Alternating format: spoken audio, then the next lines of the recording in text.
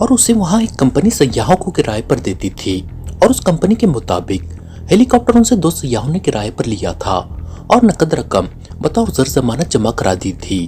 फिर 1 घंटे बाद उन्हें फोन पर इत्तला दी गई कि हेलीकॉप्टर खराब हो गया है और दामाद से तकरीबन 40 किलोमीटर दूर एक और तफरी मकाम पटगार में खड़ा है। लेकिन जब कंपनी के माहिरीन वहां पहुंचे तो हेलीकॉप्टर दुरुस्त हालत में था। उसके बाद किसी ने कंपनी से राब्ता नहीं किया और उन सयाहों का और कोई पता न चल सका है और उनकी दी हुई रकम भी अभी तक कंपनी के पास ही बतौर अमानत मौजूद है।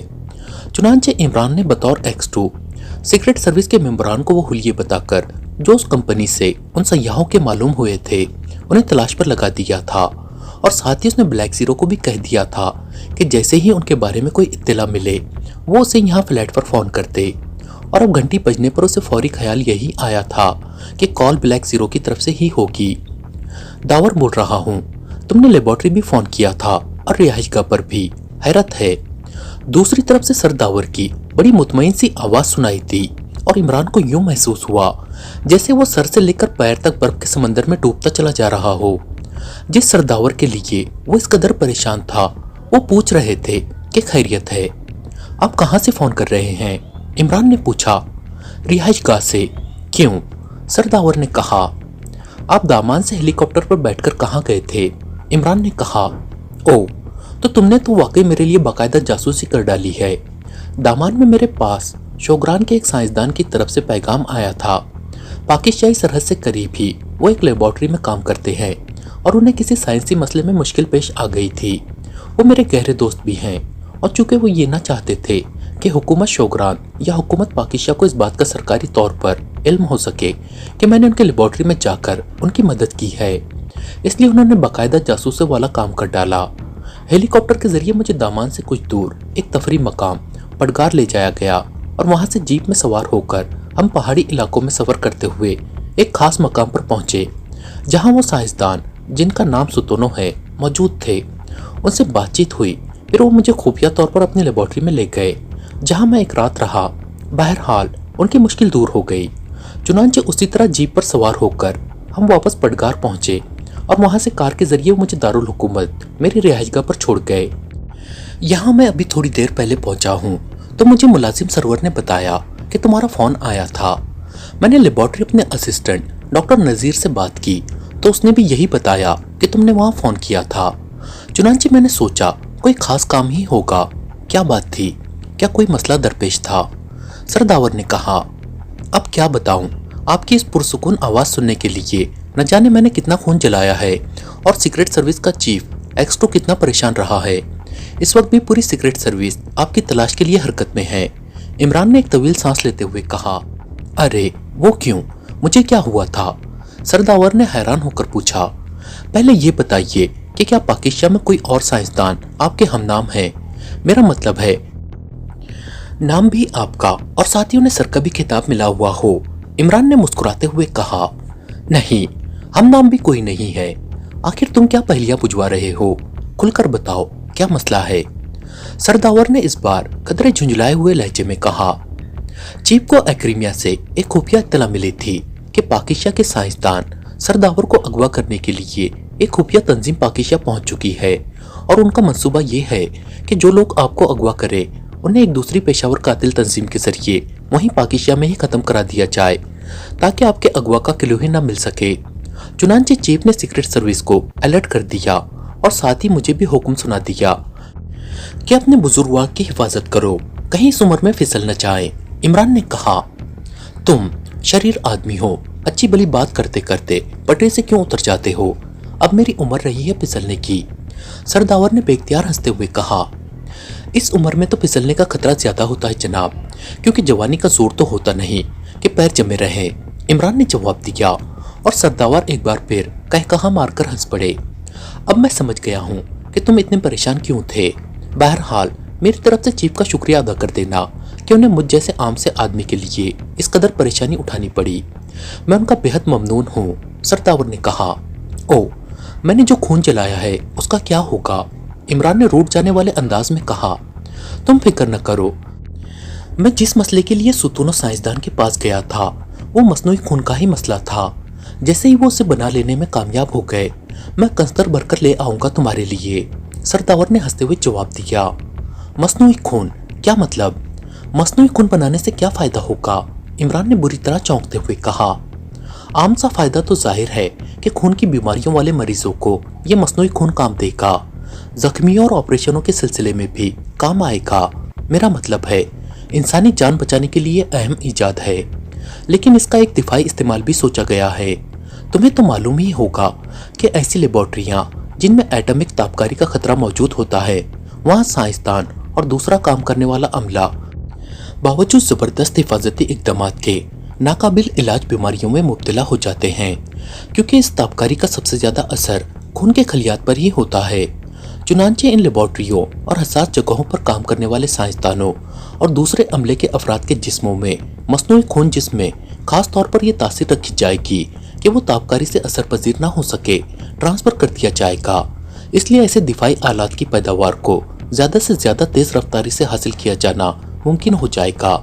इसके साथ साथ इस मसनूई खून में ऐसे केमिकल्स भी मिला दिए जाएंगे जो ज़हनी खलियात की ताकत को बेहद बढ़ा देंगे। इस तरह आम सा साइंसदान भी ज़हनी तौर पर इंतहाई ताकतवर हो जाएगा। बस यूँ समझो कि सुपर साइंसदान तैयार हो सकेंगे। बहरहाल ये तो इब्तदाई इम्कानात हैं, जब इस पर काम आगे बढ़ेगा तो और न जाने कितने अहम इम्कानात सामने आएंगे, सरदावर ने तफसील बताते हुए कहा। बहुत खूब, वाकई ये तो एक इनकलाबी इजाद होगी, इमरान ने कहा। हाँ, इनकलाबी भी और सुपर भी, इसलिए इसका नाम भी सुपर ब्लड रखा गया है, सरदावर ने जवाब दिया। ओके सरदावर, अब ये आपके अगवा वाला मसला तो बहरहाल खत्म हो गया, लेकिन हो सकता है कि साइंस कांग्रेस के दौरान आपको अगवा किए जाने का प्लान बनाया जाए। चुनांचे आपने मोहतात भी रहना है। वैसे मैं ऐसे इंतजामात करा दूंगा जिससे अगर कोई खतरा पैदा हुआ भी सही तो उससे निमट लिया जाएगा, इमरान ने कहा। ओ, इसकी फिक्र मत करो, वो कॉन्फ्रेंस फिलहाल किसी वजह से मुलतवी हो गई है, अब दोबारा उसकी डेट दी जाएगी। अब मैं वापस लेबॉर्ट्री जा रहा हूँ और तुम जानते हो कि वहाँ किसी किस्म के खतरे का कोई इम्कान नहीं है, सरदावर ने कहा और इमरान ने ओके कह दिया। फिर सरदावर ने जब रिसीवर रखा तो इमरान ने एक तवील सांस लिया और क्रेडल दबाकर उसने ब्लैक जीरो को सारी बात बताई ताकि वो सीक्रेट सर्विस के मेंबरान को वापस बुला ले, और रिसीवर रख दिया। मुझे उस ट्रूमैन को भी कॉल कर देनी चाहिए, वो बेचारा सच्चा आदमी भी ख्वामा का ख्वार होता फिर रहा होगा, इमरान ने अचानक ख्याल आते ही बड़बड़ाते हुए कहा, और खुसूसी कमरे से ट्रूमैन को ट्रांसमीटर कॉल करने के लिए वो सोफे से उठना ही चाहता था कि टेलीफोन की घंटी एक बार फिर बज उठी। Ali Imran, MSc DSc Oxon, बज़बान खुद तकल्लुम पजीर है, फरमाइए, इमरान ने मुस्कुराते हुए अपने मखसूस लहजे में कहा, क्योंकि सरदावर की बाजियाबी के बाद उसके जहन पर मौजूद बोझ खत्म हो चुका था, उसका मूड खुशगवार हो चुका था। जवाना बोल रहा हूँ मास्टर। दूसरी तरफ से जवाना की आवाज़ सुनाई दी तो इमरान बेख्तियार चौंक पड़ा। उसे मिस दीक्षा और नवाब अरसलान वाला किस्सा याद आ गया। हालांकि सरदावर के चक्कर में उलझकर वो इस बात को सिरे से ही भूल गया था कि उसने जोसेफ और जवाना की ड्यूटी लगाई हुई है। हाँ, क्या रहा, क्या वो कंट्रात में रहने वाली रूह काबू में आई या नहीं, इमरान ने मुस्कुराते हुए कहा। मास्टर, एग्रीमियल लड़की उस नवाब अरसलान के घर में ही रही, वो दोबारा कंट्रात में गई ही नहीं, और फिर नवाब अरसलान खुद उसे अपनी कार में दारुल हुकूमत ले आया और उसने उसके लिए हवाई जहाज का टिकट खरीदा और उसे लॉन्ज में भिजवाकर वो उस वक्त तक वहां रुका रहा जब तक फ्लाइट परवाज न कर गई। उसके बाद वो वापस दौलतगढ़ चला गया, जवाना ने तफसील बताते हुए कहा। मतलब है कि रूह परवाज भी कर गई और तुम दोनों सिर्फ उसे परवाज करते देखते ही रह गए, इमरान ने मुस्कुराते हुए कहा। ऐसी कोई बात नहीं मास्टर, तुमने जो हुक्म दिया था उसकी तामील तो बहरहाल होनी ही थी, इसलिए मिस दीक्षा इस वक्त राना हाउस में बेहोश पड़ी हुई है। दूसरी तरफ से जवाना ने कहा तो इमरान बेख्तियार चौंक पड़ा। तो किसी सुपरमैन की तरह उड़ते हुए जहाज में पहुंचकर उसे वापस उड़ा लाए हो, इमरान ने वाकई हैरत भरे लहजे में कहा। नहीं मास्टर, जब मुझे यकीन हो गया कि ये नवाब अरसलान फ्लाइट की रवानगी तक यहाँ से वापस न जाएगा तो मैंने कार्रवाई शुरू कर दी। फ्लाइट मुकर्ररा वक्त से आधा घंटा लेट थी, चुनांचे मैं सीधा एयरपोर्ट मैनेजर के पास पहुँच गया। उसके बाद एयरपोर्ट मैनेजर को मेरी ये बात माननी पड़ी कि वो मिस दीक्षा का टिकट हुकूमत के अहकामात की बिना पर कैंसिल करे और मिस दीक्षा को जहाज से उतार कर इस तरह वापस ले आए कि एयरपोर्ट पर मौजूद बाकी अमले को इसका इल्म भी ना हो सके। चुनांचे मैनेजर ने टिकट कैंसिल कर दिया और फिर मुझे जीप में साथ बिठाकर वो जहाज की रवानगी से 10 मिनट पहले जहाज तक पहुंचा। पायलट और स्टीवर्ड से बातचीत की और इसके बाद मिस दीक्षा को यह कहकर उतार लिया गया कि उसके कागजात जाली साबित हुए हैं। मिस दीक्षा ने शोर मचाने की कोशिश की, लेकिन फिर मेरी एक घरकी से वो सहम कर जीप में हमारे साथ बैठ गई। इसके बाद एयरपोर्ट मैनेजर ने अपने सामने फ्लाइट रवाना कराई। उसके बाद वो उसे अपने दफ्तर में ले आया। जब जोसेफ ने मुझे आकर इत्तला दी कि नवाब अरसलान वापस जा रहा है, तो मैंने उसे उसके पीछे जाने के लिए कहा और उसके बाद मैं मिस दीक्षा को लेकर राना हाउस पहुंच गया। जोसेफ वैसे अभी तक वापस नहीं लौटा, जवाना ने पूरी तफसील बताते हुए कहा, और इमरान समझ गया कि जवाना ने उस एयरपोर्ट मैनेजर को किस अंदाज में मजबूर किया होगा।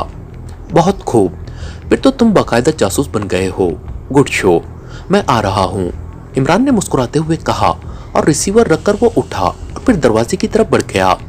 थोड़ी देर बाद जब वो राना हाउस पहुंचा तो उसके पहुंचते ही जोसेफ भी आ गया।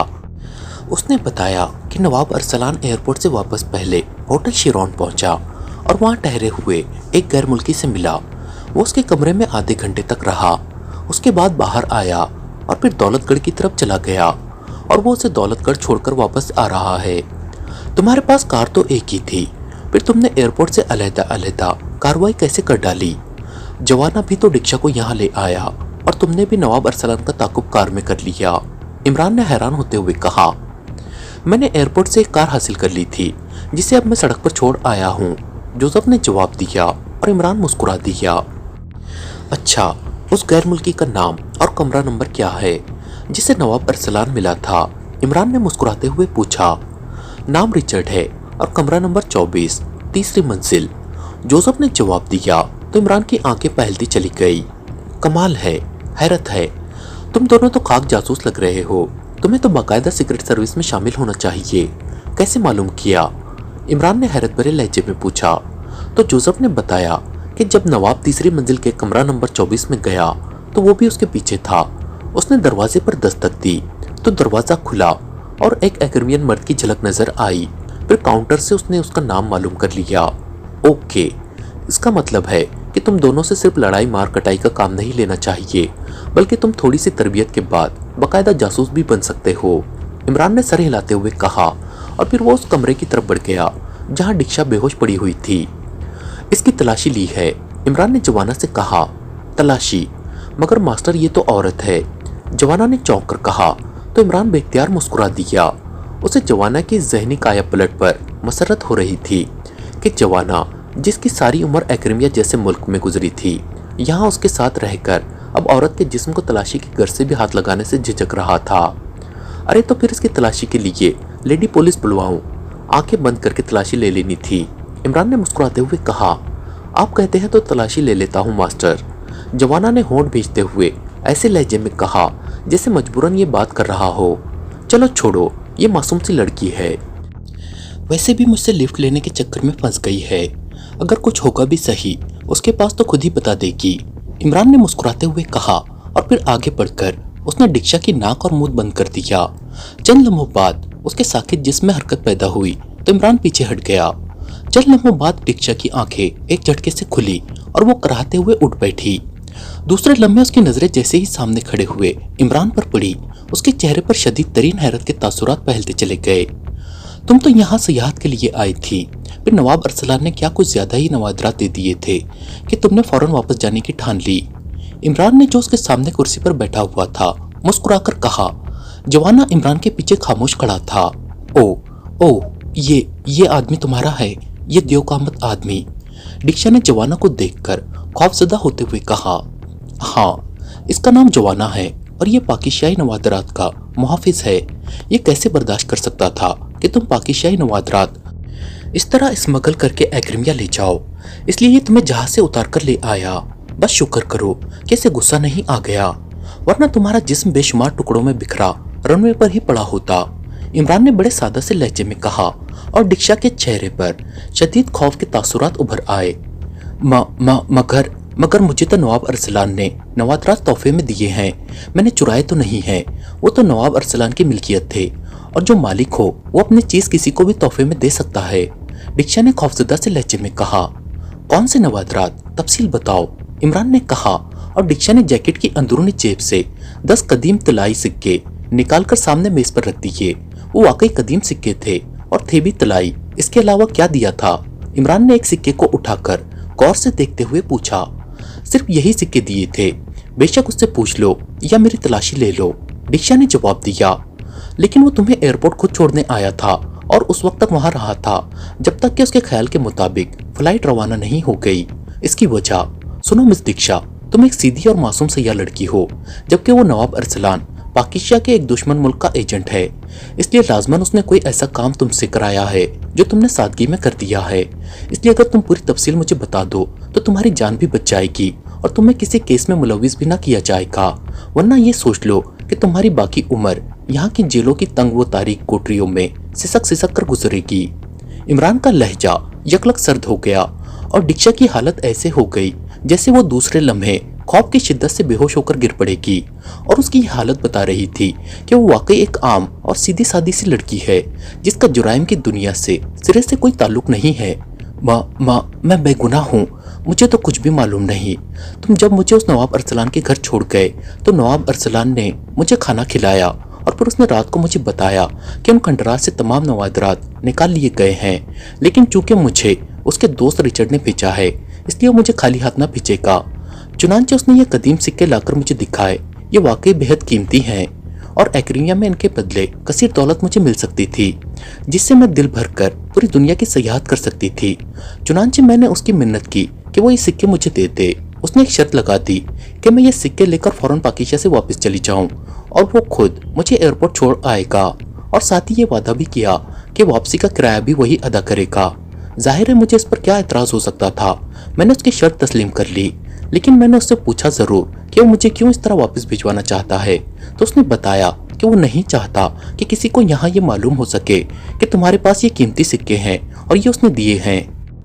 इस तरह उसके कहने के मुताबिक पाकिस्तान के जराइम पेशा अफराद उस पर हमला भी कर सकते हैं क्योंकि उसके पास बेशुमार कीमती नवादरात हैं। चुनांचे दूसरी सुबह वो मुझे कार में बिठाकर एयरपोर्ट ले आया। टिकट भी उसने मुझे लाकर दिया और फिर वो मुझे लॉन्च में छोड़ने गया तो उसने मुझे एक छोटी सी डिबिया देकर कहा कि लॉन्च में एक एग्रीमी मिस्टर कॉल मौजूद होंगे। ये डिबिया मैं उसे दे दूं और सिर्फ इतना कह दूं कि ये नवाब अरसलान ने भेजी है। उसने मुझे उसका हुलिया भी बता दिया। लॉन्च में वो वाकई मौजूद था। मैंने डिबिया उसको दे दी। उसके बाद मैं जहाज में सवार हुई तो वो कॉल मेरे साथ वाली सीट पर ही मौजूद था। फिर मुझे नीचे उतार लिया गया और अब मैं यहाँ मौजूद हूँ। डिक्षा ने पूरी तफसील बताते हुए कहा। उस कॉल का क्या हुलिया था, पूरी तफसील बताओ, इमरान ने होंठ चबाते हुए कहा और जवाब में डिक्षा ने हुलिया बता दिया। जवाना, तुम इसका ख्याल रखो, मैं आ रहा हूँ। इमरान ने कुर्सी से उठते हुए जवाना से कहा और तेज तेज कदम उठाता हुआ उस कमरे से निकलकर उस तरफ को बढ़ गया जहाँ फोन मौजूद था। उसने रिसीवर उठाकर तेजी से नंबर डायल करने शुरू कर दिए। X2। राब्ता कायम होते ही दूसरी तरफ से आवाज सुनाई थी।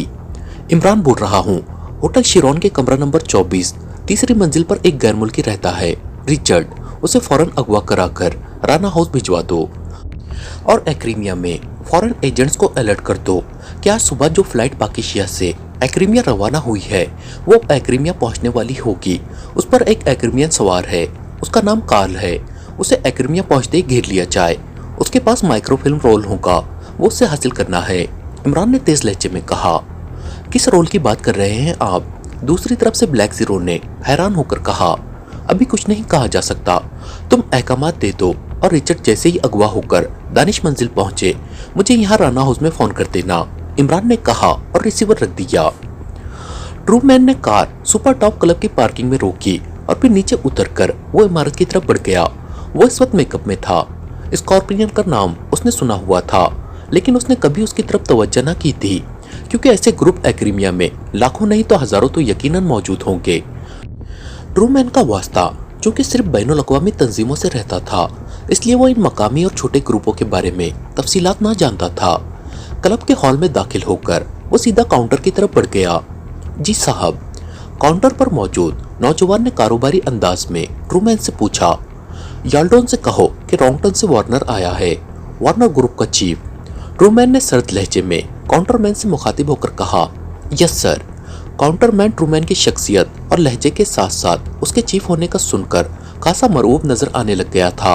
उसने काउंटर के नीचे खाने में रखे हुए इंटरकॉम का रिसीवर उठाया और उसका एक नंबर प्रेस कर दिया। बॉस, काउंटर से जॉर्जी बोल रहा हूँ। रॉन्गटन से वार्नर ग्रुप के चीफ जनाब वार्नर यहाँ आए हैं और आपसे मिलना चाहते हैं। काउंटर मैन ने इंतहाई मुअद्दबाना लहजे में कहा, यस बॉस। दूसरी तरफ से सुनने के बाद काउंटर मैन ने रिसीवर रखा और फिर एक तरफ खड़े एक नौजवान को बुलाया। साहब को बॉस के स्पेशल ऑफिस में पहुंचा दो।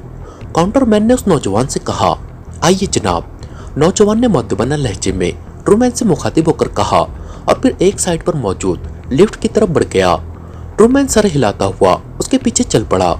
वार्नर ग्रुप रॉन्गटन का खासा मारूफ ग्रुप था और ट्रूमैन उसके चीफ वार्नर को चूंकि अच्छी तरह जानता था, इसलिए उसने उस बॉल्डून से मिलने के लिए वार्नर का ही मेकअप किया था, क्योंकि उसे यकीन था कि वार्नर का नाम सुनकर वो फौरी मुलाकात के लिए तैयार हो जाएगा। और हुआ भी ऐसे ही था।